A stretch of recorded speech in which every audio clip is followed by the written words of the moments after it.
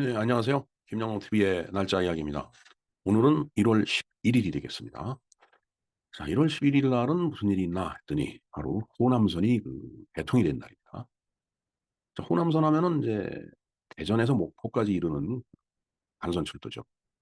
그래서 뭐 여러 차례 말씀을 드렸지만 서울을 중심으로 해서 경의선, 신의주까지 가는 경의선, 그다음에 원산으로 가는 경원선, 그다음에 이제 부산으로 가는 경부선, 그다음에 목포로 가는 호남선 해서 한반도를 X축으로 이렇게 연결하는 정말 국토의 대동맥 같은 그런 간선철도 중에 이제 하나가 호남선이다. 이렇게 이제 많이 우리가 배웠습니다. 글쎄요, 호남선이 1914년에 이제 전 구간이 개통이 됐는데, 어, 뭐 호남선 하면은 뭐 호남 평야에 있는 여러 곡물들을 수송하는데 또 물론 뭐 당연히 어 사람들이 이제 이렇게 오가는데 굉장히 중요한 역할을 했죠. 하여튼 대한민국 역사에서 또 빼놓을 수 없는 것이 바로 이제 호남선 철도라고 저는 보고 있습니다. 이제 그거가 이제 맞물려서 다시 고속도로도 이제 호남 고속도로가 있듯이 그렇게 이제 쭉 발전을 해온 거죠. 네, 호남선 하면 뭐 비 내리는 호남선이라는 그 노래도 생각이 나고 어 비 내리는 호남선 남행열차 하는 노래도 생각이 납니다. 자, 그만큼 이 호남선이라고 하는 것은 어 우리가 일제 치하에 있으면서 참 여러 가지 사연을 많이 갖고 있고 그다음에 어 해방이 되고 건국이 되면서 그 어 우리나라가 이제 산업화하는 그 과정에서도 굉장히 중요한 역할을 한 철도가 되겠습니다. 그래서 오늘은 이 호남선에 대해서 우리가 한번 공부를 하는 시간을 좀 갖도록 하겠습니다.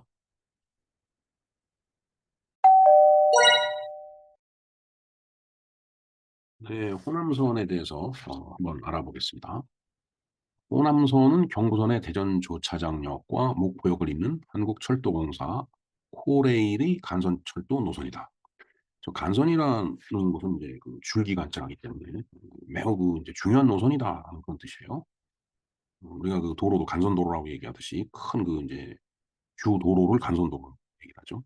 그렇기 때문에 호남선도 아주 대한민국에서는 굉장히 중요한 그런 철도 노선이 되겠습니다.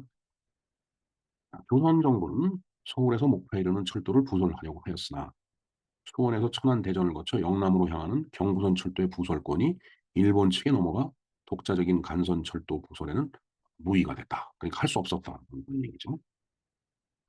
이후 총독부의 주관하에 경부선이 지선 형태로 호남선이 이제 개통이 됐는데 그것이 1914년 바로 오늘이 되겠습니다. 공사 구간을 볼까요? 1910년에 10년 1월 달에 대전 연산간 공사 구간을 비롯해서 전 노선을 통해서 8개 공사 구간으로 나눠서 설정을 이제 한 거죠. 그리고 구간별로 이제 공사를 뭐 병행을 하든지 아니면 순차적으로 진행을 해 갖고 어 한 4년 만에 4년 만에 인제 이제 호남선이 공사가 완공이 된 겁니다.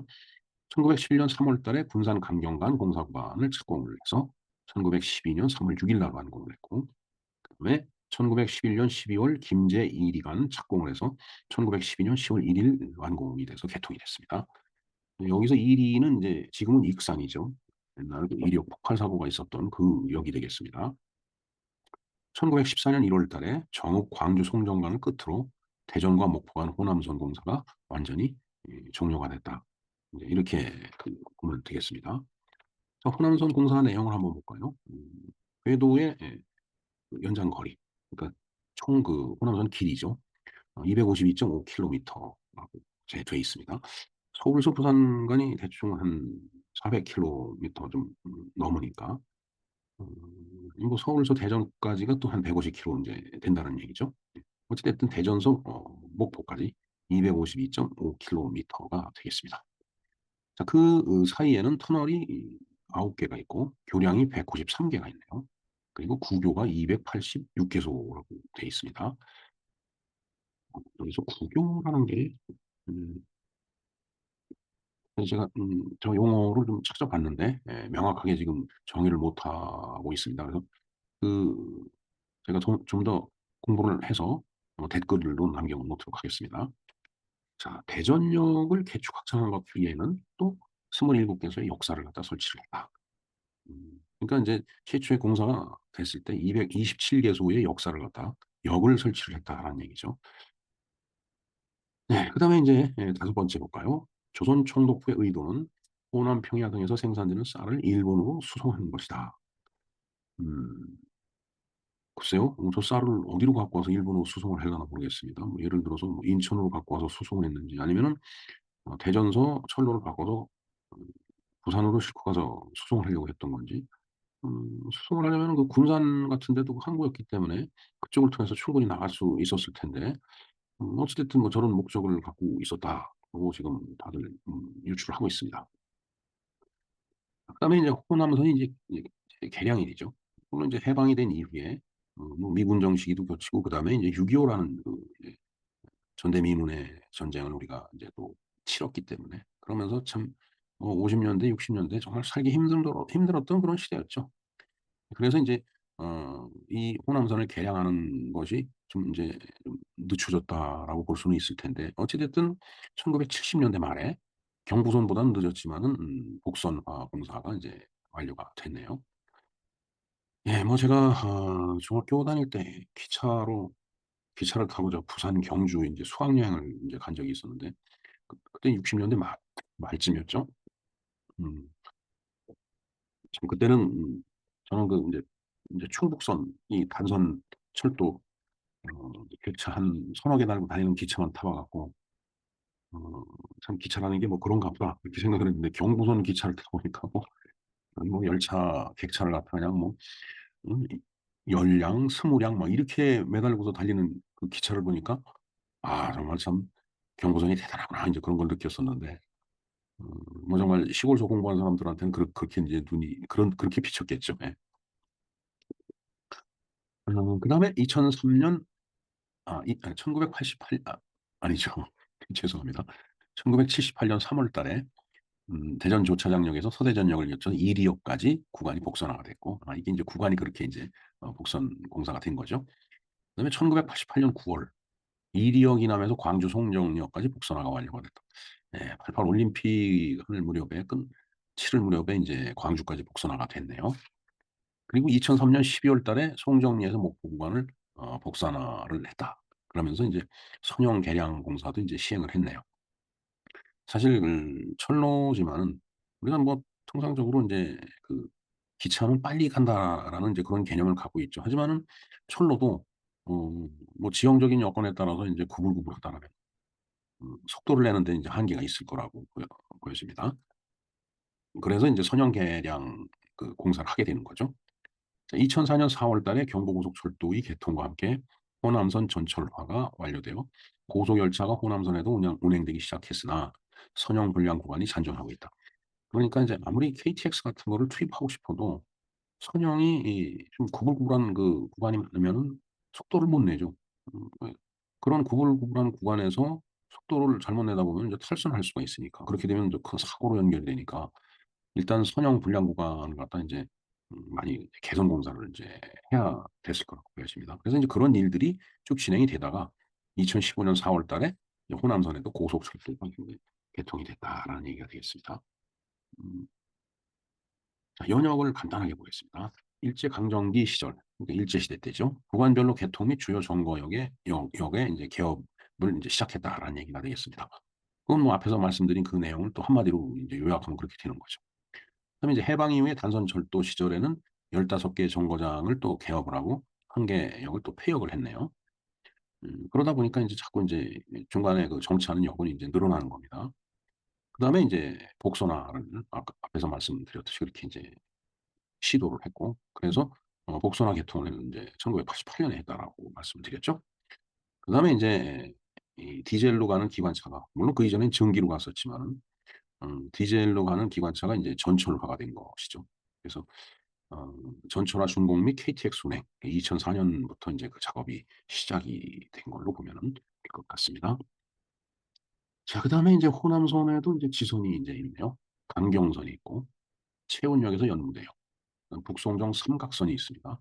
이건 북송정역에서 북송정역 어 이게 음 역은 역 이름은 같지만은 인제 선로가 다르네요. 예. 그 선로가 다른 구간을 갖다 이렇게 연결해 주는 그런 지선이 되겠습니다. 그다음에 이제 대불선이 일로역에서 대불역.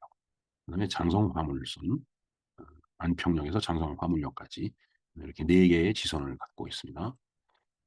그다음에 선로 용량이라든가 이용객, 그다음에 고속열차, 일반여객, 컨테이너, 일반 화물 운행 등 여러 가지 그 이제 이 운행에 관련된 자료들을 많이 이제 내포하고 있는데 음, 뭐 시간 관계상 그런 걸 일일이 설명드리기는 그렇고, 하여튼 이 나무위키 자료를 그 링크를 걸어 놓을 테니까 좀 참조를 해 주시면 될 것 같습니다. 그다음에 이제 호남선에 얽힌 그 이제 노래가 있죠. 바로 비나리는 호남선이 되겠네요. 손인호 씨가 이제 작사, 손인호 씨가 노래를 했나요? 노래를 한 것 같습니다. 네. 그럼 가사를 볼까요? 참 뭐 구구절절한 얘기입니다. 목이 메인 이별가를 불러야 오르냐. 돌아서서 이 눈물을 흘려야 오르냐. 사랑이란 이런가요? 비 내리는 호남선. 헤어지던 그 인사가 야속도 하더라.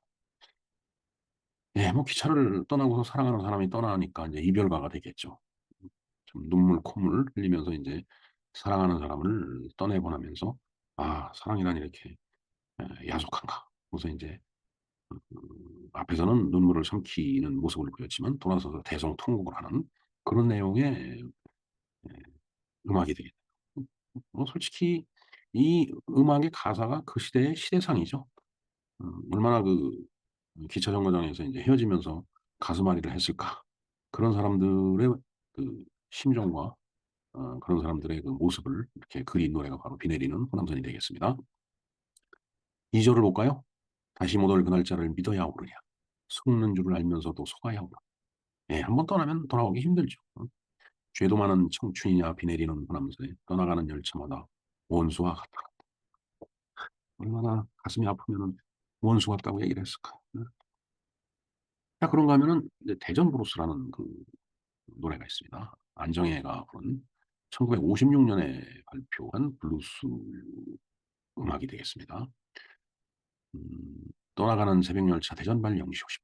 아, 붙잡아도 부딪히는 목포행 관행열차. 네, 이런 가사를 내포하고 있죠. 참 어렸을 때부터 많이 따라 불렀던 노래가 되겠습니다. 비 내리는 호남선도 그렇고 대전 브루스도 그렇고요. 그리고 이제 기차를 타고 가다 보면은 이제 그 잠깐 정차를 하죠. 그 정찬 사이에 사 먹는 그 가락국수 그 맛. 특히 그 대전역에서 이제 많이 사 먹었던 것 같아요. 네, 그러면서 인제 좀 1900 년대 후반으로 오면서 또 공전의 히트를 친 그 음악이 있었습니다. 바로 김수희가 부른 남행열차죠. 1987 년에 발표한 트로트 가요입니다. 비 내리는 호남선 남행열차에 인제 하는 이런 음악이죠. 예. 어떤 이별의 장면을 비 내리는 호남선 열차에 얽혀 갖고 이 어떤 이별의 아픔, 그리움 그런 것들을 담아냄으로써 대중의 많은 사랑을 받았던 그런 그 음악이 되겠습니다. 자, 그만큼 우리의 그 근대화가 시작이 되면서 서울로 떠나는 그런 분위기였죠. 뭐 이건 뭐 호남선뿐만 아니라 경부선도 마찬가지입니다. 그러니까 경부선 같은 경우는 서울 가는 12 열차에 기대 앉은 젊은 나그네 이런 표현이 있잖아요. 그 돈을 벌기 위해서 먹고 살기 위해서 서울로 떠나는데 그 고향에서 사랑했던 사람과 헤어지는 그 장면이 구구절절히 표현된 그런 노래가 되겠습니다. 예, 비 내리는 호남선, 대전 브로스, 남행열차 전부 다 이제 그런 내용을 포함하고 있다고 봐야 되겠죠. 예. 예.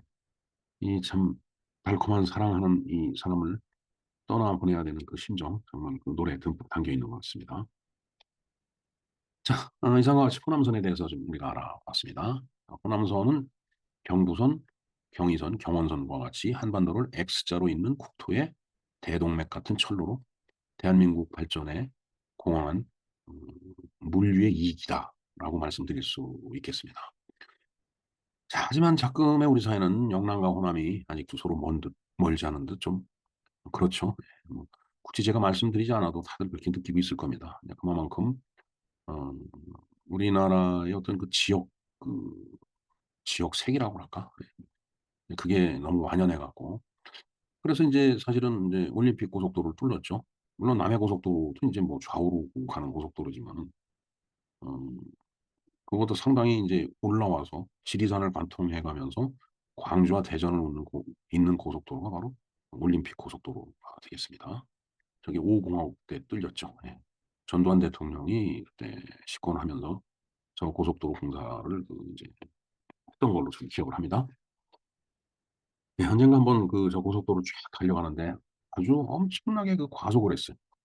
근데 경찰이 보고 있다가 그냥 바로 뒤쫓아 갖고 붙들렸는데 음 그때 제가 제 1년 후배가 인제 운전을 했는데 그 차 뒤 트렁크 뒤에다가 독일 문장을 갖다가 이렇게 딱 붙이고 있었어요. 그랬더니 경찰이 와서 잡았는데 보니까 뒤에 아주 특이한 문장이 붙어 있거든요, 그 차에. 그러니까 이게 굉장히 뭐 '높은 분이 타고 가는 차인가?' 뭐 이러면서 꼭 와서 들여다보더라고요. 이제 제가 인제 그때 입도 뻥끗 안 하고서 인제 말도 안 하고 탁 안에 앉아 갖고서 인제 쫙 원상을 이렇게 바라보고 있으니까 경찰이 한참 둘러보더니 "천천히 안전하게 가십시오." 그러고서 보내주더라고요. 예, 그게 올림픽 고속도로에서 겪었던 하나의 에피소드가 되겠습니다.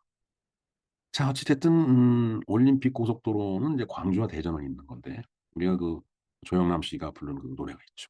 화개장터. 그 화개장터의 내용과 같이 영남과 호남이 함께 어울려져 갖고 즐겁게 행복하게 사는 그런 모습을 그려봅니다. 정말 그런 날이 빨리 와야 된다라고 저는 믿습니다. 저는 사실 호남 사람들을 굉장히 좋아합니다. 뭐 그런 몇 가지 이유가 있어요.